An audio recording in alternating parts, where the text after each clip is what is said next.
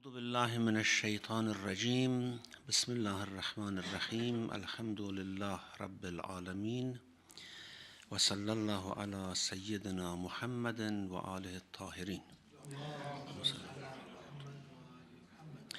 Verse number 125 وإذ جعلنا البيت مثابة للناس وأمنا واتخذوا من مقام إبراهيم مصلى وعهدنا إلى إبراهيم وإسماعيل أن طهر بيتي للطائفين والعاكفين والركع السجود.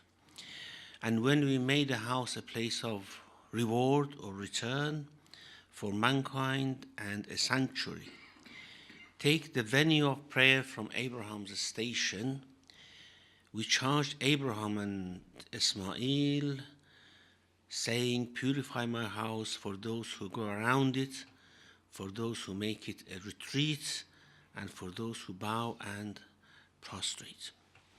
Before discussing this verse, there's something that we have to add to what I said last week about the concept of imamah. We said that Ibrahim alayhi salam was actually chosen as an imam after tests which were beyond human capacity. And that's why Allah mentions that they were words, they were not real life. It was beyond real life. In real life, of course, we are tested with many different afflictions, but for Ibrahim, this was beyond that. And one example was when Allah asked him to slaughter his son. Now, was this test something that the imams after him went through or not? Apparently, no. Apparently, his tests was something which made him to be rewarded as an imam, to be rewarded the imam for himself and for his progeny. Of course, there were certain criteria for the children of Ibrahim to become an imam, but they didn't go through those tests. For example, we have A'imma, we have Imam al-Jawad alayhi salam, Imam al-Hadi alayhi salam. They died at a very young age. They became imam at a very young age. And they didn't go through those tests.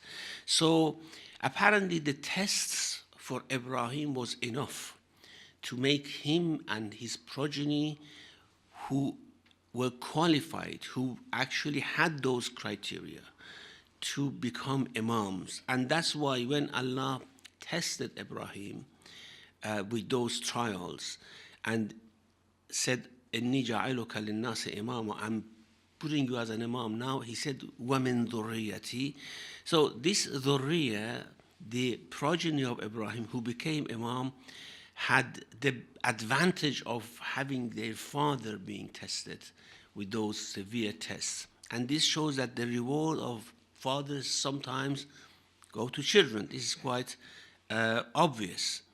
Now, what are those criteria, according to the Qur'an, that an imam should have to become an imam without going through those tests that Ibrahim went through? We have two verses in the Qur'an that mention why the progeny of Ibrahim, especially talks about Ishaq and Ya'qub, why they became imam. Ishaq and Ya'qub, of course, they were tested very severely, especially Ya'qub, you know, he was tested with his son, the beloved son, to be lost, and everyone thought that he was killed. But of course, they were not as severe as the tests of Ibrahim alayhi salam. Now, in Surah Sajdah,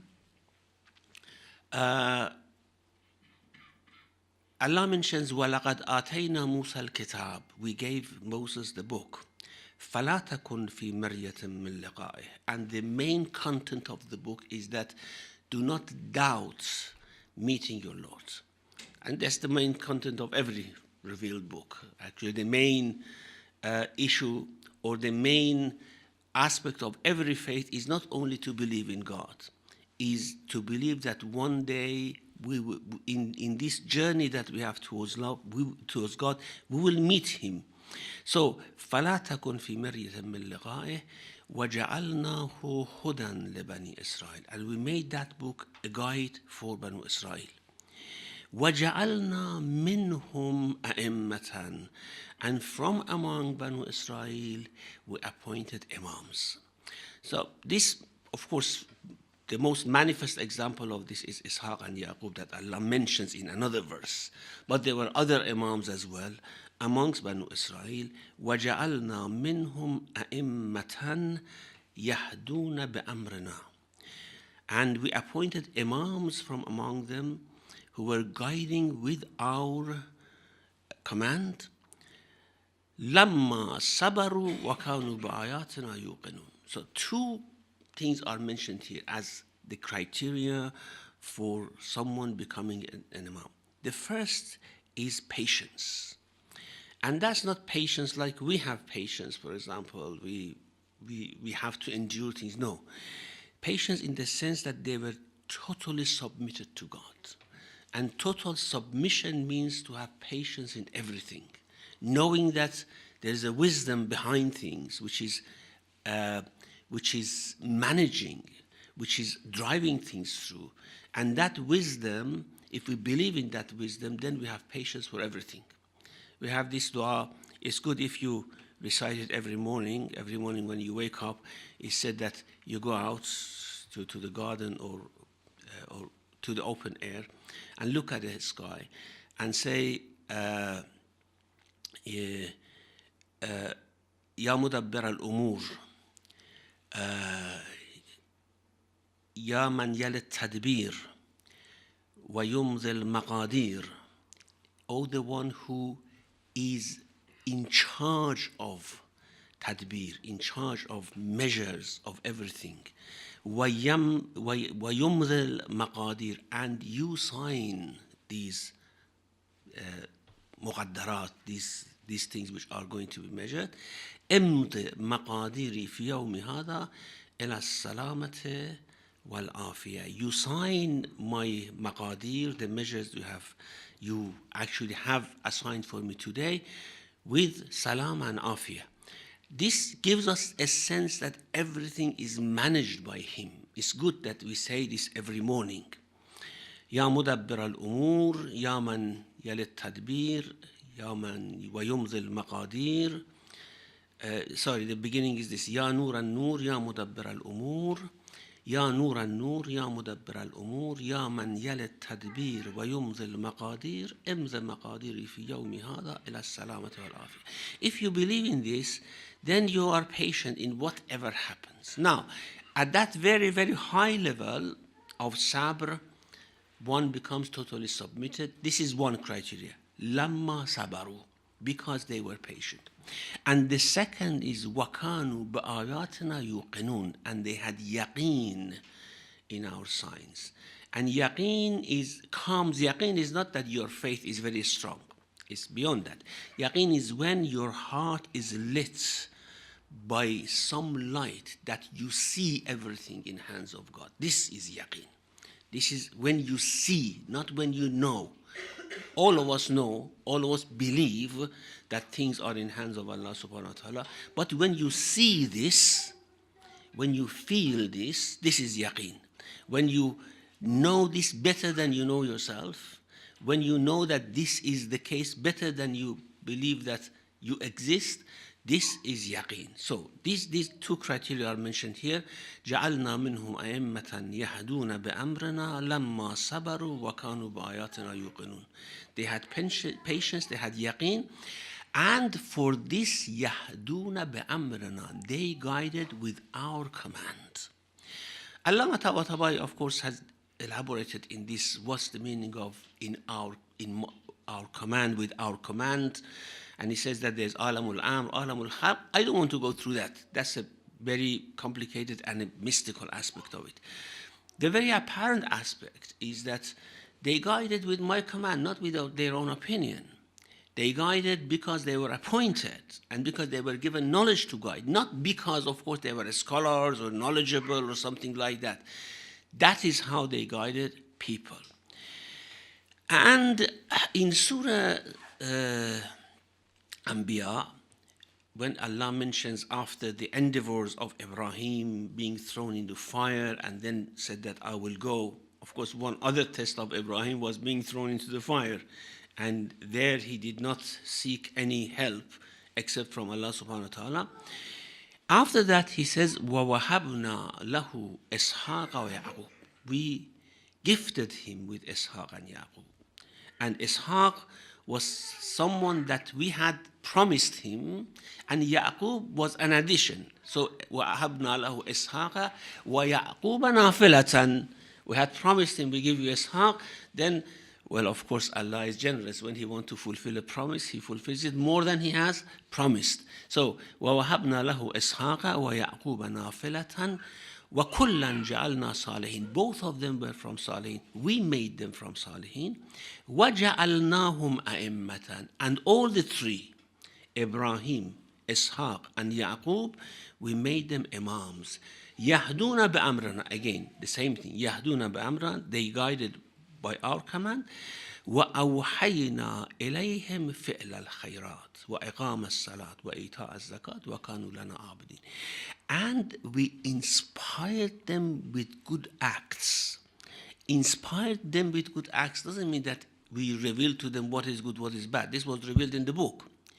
Inspired them instances of these good acts, or the instances of what they have to avoid. And this is another criterion for imamah, that not only they have to have patience and yaqeen, they have to have inspired knowledge of what is good and act according to. Because it doesn't say أوحينا إليهم علم الخيرات ألهمنا إليهم فعل الخيرات. They were just doing it spontaneously. It came just like an angel was guiding them. That is when a person would become an imam. So three criteria are mentioned here. One is sabr, the other is yaqeen, and the third one is ilham of fi'lul khairat. And by these three criteria, people could guide others with the command of Allah. It's not something that people can choose. It's not something that people can nominate or appoint. It is yahduna bi'amrina, by our command they were guiding. So, as I said, the tests that Ibrahim went through, which was very severe, was not something that his progeny went through as well. His progeny were given to him, the imam was given to his progeny as a gift. However, Allah said, لَا يَنَالُ أَحْدِ الظَّالِمِينَ. Zalimin among your progeny, it's not because they are your progeny I give them.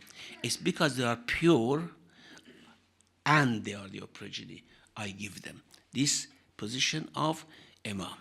So, this was about the position of Ibrahim. Allah made him an imam, and then Allah mentions the relation of the house and Ibrahim alayhi salam. As I said, these are all preparation for revelations about the change of Qibla to Kaaba.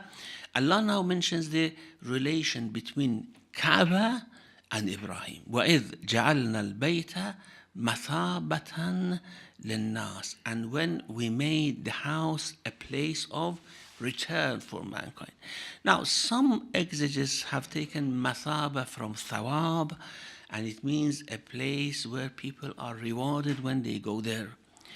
But majority have mentioned this is from thawb, and that is return. A place of return means people turn towards it. People actually might make pilgrimage towards the house. And mathabatan means marja'an, raja ilayhi nas, thaba ilayhi nas. And when Allah says nas, it means everyone, not only Muslims, of course. Since the time of Ibrahim, this house became so well known and prominent that all the Anbiya knew that this is a place of sanctity, this is a holy place. Many nations knew that. We have one narration which says that between is from Imam as-Sadiq alayhi salam, that in Masjid Khif, which was actually again made by Ibrahim, 700 prophets have prayed. It means 700 prophets have come to Hajj. They have gone to Mina and they have prayed there. Although this was not made an obligatory pilgrimage for their nations, but it was something recommended, and prophets used to come there, especially the Anbiya of Banu Israel. We have in Tafsir Ayyashi, there is a report which says that Musa alayhi salam came to perform Hajj on a red camel while saying labbaik, labbaik, the same thing that Ibrahim was saying, Musa was saying. Sulaiman alayhi salam with his army, when he was probably passing by, he came and did tawaf to the Bayt, to the house, Kaaba. And then the hadith says, do you know why Shu'aib, when he was making that contract with Musa, said, Ala an ta'jurani thamaniya hijaj. I am going to marry off my daughter to you, one of my daughters to you, provided you work for me 7 hijaj. Hijaj is plural of Hajj. And usually in old days, because Hajj was once a year, they counted years by Hajj. So in 3 Hajj, in 4 Hajj, in 8 Hajj. And he doesn't say, Shu'aib doesn't say, Ala an ta'jurani thamaniya sanin, that you actually work for me 8 years. Thamaniya hijaj means he was counting the years by Hajj, and this shows that they were actually quite aware of the importance of Hajjul Bayt, going to this house. There is an Arab author of encyclopedia, Farid Wajdi. In his encyclopedia, I don't know what is his source, but he says Buddha and his wife also went to visit Kaaba and to do tawaf and pilgrimage there. And in many sources, we have the Iranians, even before Islam, when they were, of course, Zoroastrians, they were respecting the house, and they were going to pilgrimage and sending gifts to the house. In the encyclopedia of the stories of the Qur'an, it is mentioned that one of the Iranian poets, the name of this poet is not mentioned, but he is boasting about Iranian tradition, Persian tradition, of going to Hajj before Islam, because of this sunnah of Ibrahim alayhi salam. And the poem is like this: وَمَا زِلْنَا نَحِجُّ الْبَيْتَ قِدْمًا وَنُلْقِي بِالْأَبَاطِحِ آمِنِينَ. You used to go to Hajj since all days, and we used to meet each other in the valleys, secure, because this was a secure place. وَسَاسَانِ ابْنِ بَابَكَ صار حتى أتى البيت العتيق يحج دينا. And Sasan, the son of Babak Ardashir, this is long time before Islam, he came to Mecca and he went and visited the house and performed Hajj as a part of his faith. And it said that they believed that Ahura Mazda had actually blessed this house, because Ahura Mazda was God. Ahura Mazda was Allah. It was not a different God, of course. So this was it. And something very interesting, Mas'udi in Muruj al-Zahab mentions that Sasan ibn Babak sent lots of gifts to be placed in Kaaba, and from them were 2 golden deers. And these golden deers was those which was actually buried when they wanted to fill Zamzam, when there was a war between Jurhum and Khuza'a, and golden swords and many other gold wares to be placed in Kaaba. Now, one very interesting thing is mentioned in Akhbar Makkah by Faqih from Mujahid. Mujahid was the student of Ibn Abbas, you remember, the early exegete. He says that once I had traveled to Rome or to Roman territory, I met a monk, a rahib, and he actually invited us to stay in his house during the night. And he asked us, apparently this was a business trip or something, and they were a group of people. He asked us, is any one of you coming from the city of Mecca? And I said, yes, I'm from Mecca. He said, do you know what is the distance between Zamzam and Hajar? And I was surprised how this monk knows about Zamzam and Hajar and such things. I said, no, I don't know. He said, make an estimation. No, I said, I don't know, except if I estimate something. He said, but I know for sure. And I know Zamzam is running under the Hajar, and if I have one handful of that water of Zamzam, is better for me than having a golden bowl in front of me. So all these reports shows that because Ibrahim was a respectable man in all the world, and every spiritual person knew Ibrahim. Every spiritual person, or every prophet, of course, knew Ibrahim. So the house which was built by him and was made a source of holiness and sanctity was known to everyone. And you have heard, of course, you know that in Hijr Ismail, there are 300 prophets buried there. How 300 prophets are buried there while there was no prophet from the progeny of Ismail except Prophet Muhammad? We know this. I will mention that later on. There was only one prophet from the whole progeny of Ismail alayhi salam, while from the progeny of Ishaq there were thousands of prophets.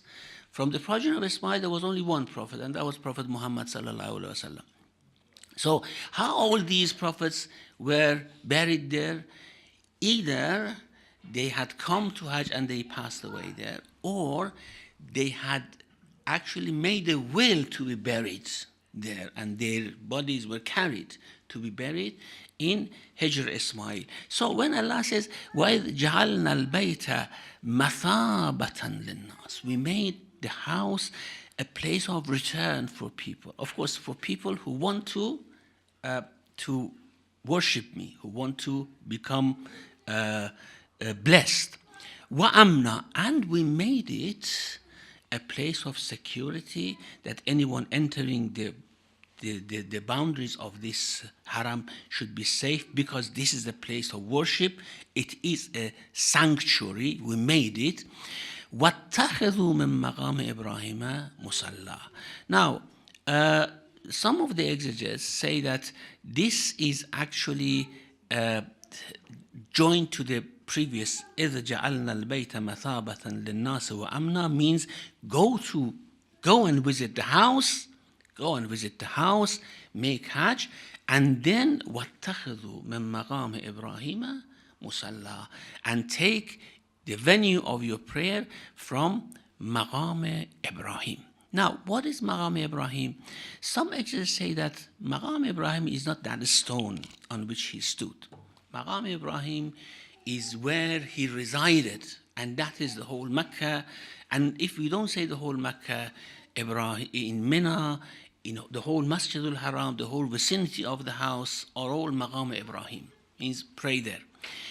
And Allah doesn't mention take your venue for prayer from this sanctuary or from this house. He especially links it to Ibrahim, saying that why this place is holy, why this sanctity is because of Ibrahim. In fact, Allah is not giving the honor or the holiness to the rocks and to the ground and floor of Masjid al-Haram, giving it to Ibrahim alayhi salam, linking it to him. وَاتَّخِذُوا مِن مَّقَامِ إِبْرَاهِيمَ مُصَلَّى. However, having said that some exegetes say this, but in many narrations we have that the place of prayer should be beside or behind where that stone on which Ibrahim stood is placed now. And we know that the place of that has changed. And our Aima have said it doesn't matter where it is, wherever they put it, you have to pray there, beside that stone. Now we have a couple of narrations in this regard. In a hadith from Imam al-Raza alayhi salam in Al-Kafi, someone asks him, أصلي ركعتي طواف الفريضة خلف المقام حيث هو الساعة أو حيث كان على عهد رسول الله صلى الله عليه وسلم. Where should I pray? Where the stone is placed now, or when it was at the time of Prophet, peace be on him? We know that it was actually adjacent to the wall of the house at the time of the Prophet. At the time of the second caliph, because it was actually creating lots of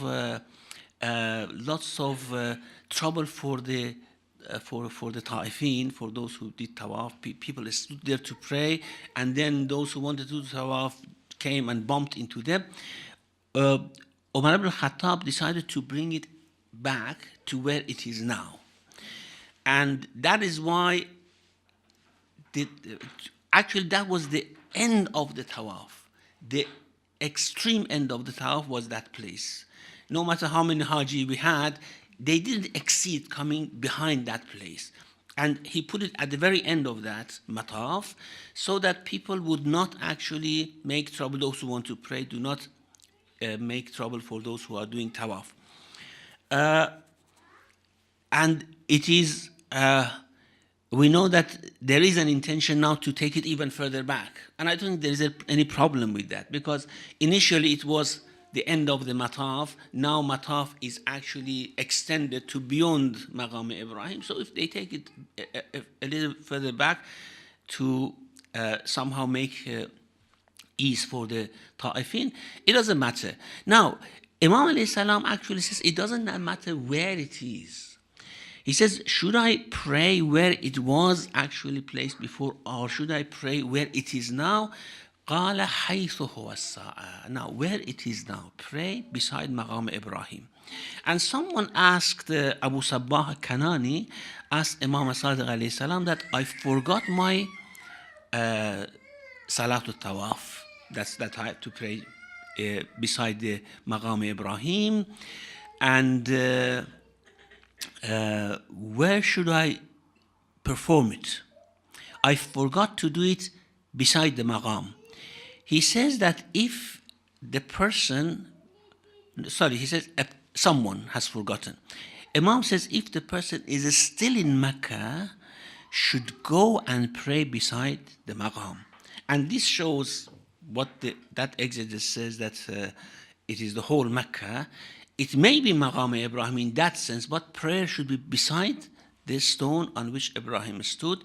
So if he is in Mecca, he goes and prays beside Maqam Ibrahim. But if he has left Mecca, I don't instruct him to return. It means he can make a naib or someone to make the prayer. So وَاتَّخِذُوا مِن مَقَامِ إِبْرَاهِيمَ مُصَلَّى is an honor for Ibrahim alayhi salam, and also is an allusion that this place has found its sanctity, its purity, its importance because of Ibrahim alayhi salam. Is this not shirk? Of course it's not shirk.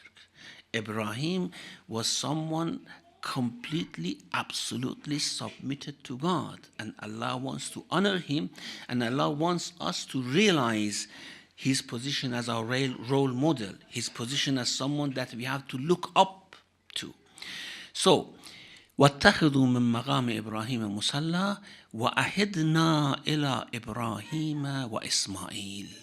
Ahidna means amarna, we commanded Ibrahim and Ismail, أن طهر بيتي للطائفين والعاكفين والركع السجود. Inshallah, we will discuss this next week. وصلى الله على محمد وآله الطاهرين.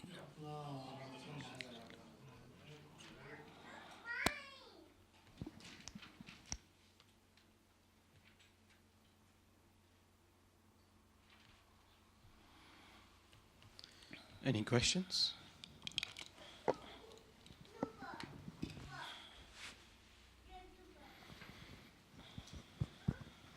Assalamu alaikum. Alaykum salam.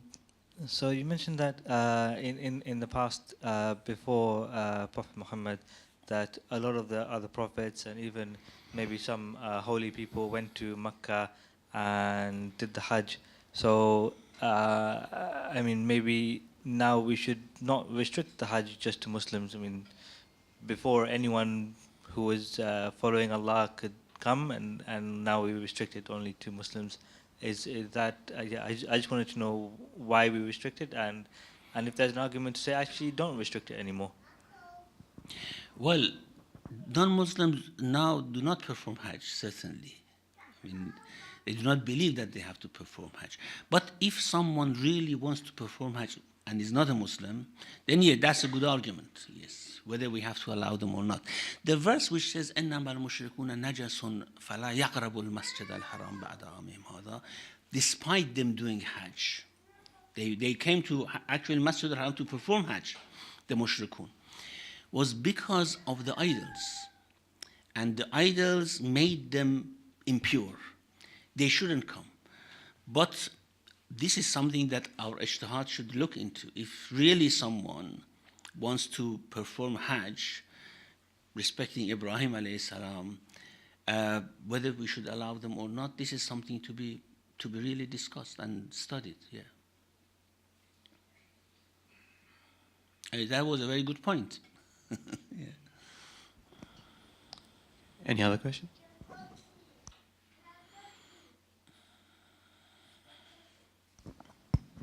Assalamu alaikum, Shaykh. Thank you for adding to what we were discussing last week about this word of imama. It still bothers me because when we said that Imam bothers you. the imama. Imam yes, the bothers word. you. Okay. You see, because maybe it's because I don't know enough about tafsir, but what I see happening in day-to-day life is you're so good at relating that from the tafsir. And hereby is the confusion, the one I stated last week, was that when you get to a stage of Rusul and then Nabi, and then Imam follows.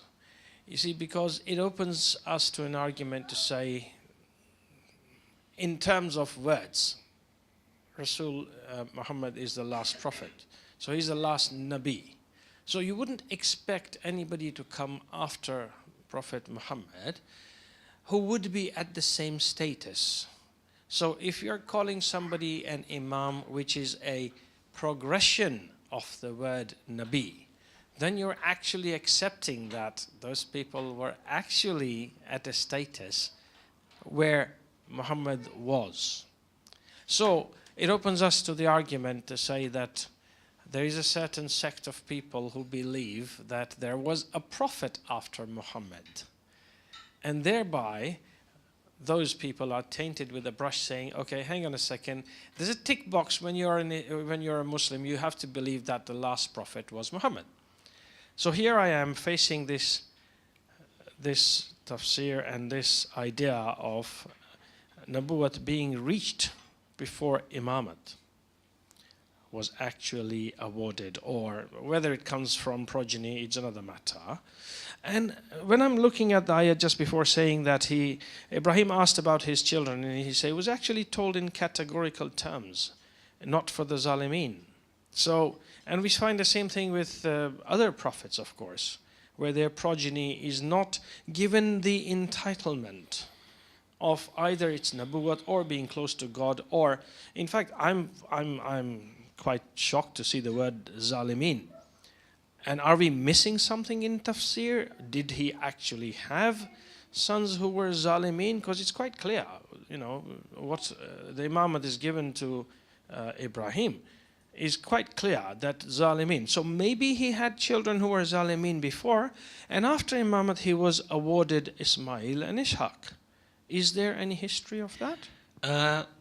Well, certainly, of course, Ibrahim had other sons as well. Had 4 more sons. After he was given Ishaq and Ismail, he married again and he had more sons. But dhurriya doesn't mean immediate children. Dhurriya means progeny. So he didn't ask it for his immediate children only. He wanted it to flow into his progeny, in his descendants in future. And we will see in the du'as that he make after building the house, he and Ismail make a few du'as. And we'll see that they don't ask it for them. And actually Ismail asks the same thing. Although probably Ismail, I don't know whether he was an imam or not, but they asked for ummatan muslimatan, what they asked for. Now, for someone to be an imam doesn't need necessarily to be a prophet. And this confusion was there at the time of Ayyimah alayhimus salam. And when, for example, Imam explained the position of Imam for some of his Shia, they asked, so are you prophets? Are you Anbiya? And they said, no, but like Sahibu Musa, wa Sahibu Sulaiman, like Asif ibn Marqiyah wasn't a prophet, but he had that purity. Khidr, in this hadith it says that he was not a Nabi, but he had that high position. We can say like Maryam, she was not a Nabiya, but she had all that communication with angels and everything. We know that she was not a prophetess. Now, the criteria for becoming an imam, as I mentioned, is very clearly mentioned in those two surahs, Surah Anbiya and Surah Sajda. That's lamma sabaru, they had patience. And when we say patience, utter patience, ultimate patience. And they had yaqeen, which is not given to many people. Only a handful of people have yaqeen in this world. And they were inspired with fi'lul khairat. So they did them and they had the knowledge of what is good, what is bad. These are the criteria for someone to become an imam. Not necessarily to be a Nabi. Although Ibrahim acquired this position after being a Nabi and after being a Rasul, but it is not necessarily the case for everyone. Someone can become an Imam before going through those stages. Sorry, it's just that the word Imam, I'm sure it has been used with reference to other positions, has it not, in the Quran? Yes. So Imam doesn't necessarily mean the title of somebody who is reached the status, who is maybe similar to a Nabi, if not advancement. So Imam has been used in the Quran in different aspects. Isn't there a Mufassir who might have said that Imam here refers to an elevated position only for Prophet Ibrahim because he was the father of all No, because prophets. he said, جَعَلْنَا مِنْهُمْ أَئِمَّةً. Oh, you mean that it has been used in a Words. different... No, Yes. because it says, يَهْدُونَ بِأَمْرِنَا. They guided with our command. And this is the position of an imam like Ibrahim alayhi salam. It's not the position of any other imam, any other leader. For example, Fir'aun was the imam of his people. And يَقْدُمُ قَوْمَهُ يَوْمَ الْقِيَامَةِ, he would lead his people on the day of judgment. So we have Imam al-Su, Imam al-Khair, we have Imam al-Jama'ah, we are Imam al-Jama'ah as well. But the point about these A'imma was that يَهْدُونَ بِأَمْرَ, they were guiding with our command. And that is very different from what ordinary imams are. Any more questions?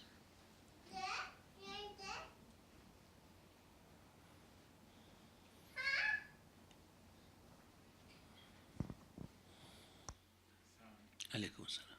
How come nothing about Kaaba? I mean, if Ibrahim built it, or the prophets used to go to do dua, is mentioned in Christian books or Jews books? In the Bible.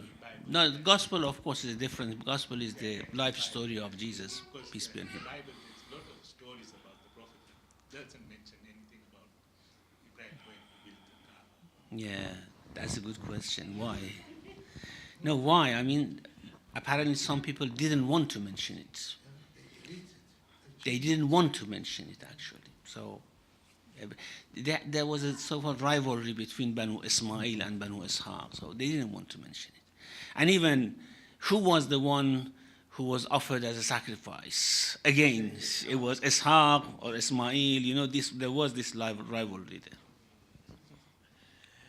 Sorry, Sheikh, just a supplementary when it says that Mecca is a place of sanctuary.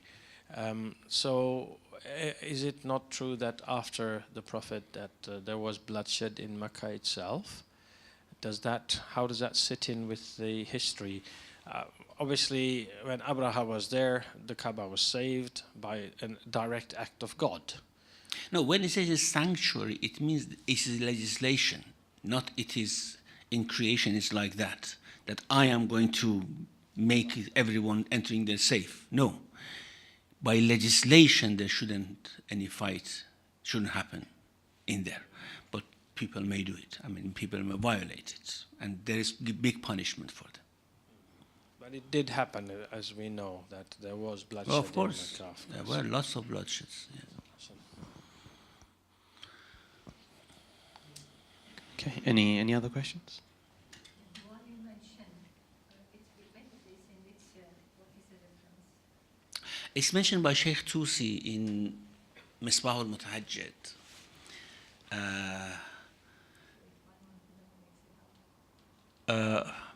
Maybe I have to email it to you, or if you email me, I will email the text of the dua to you, inshallah.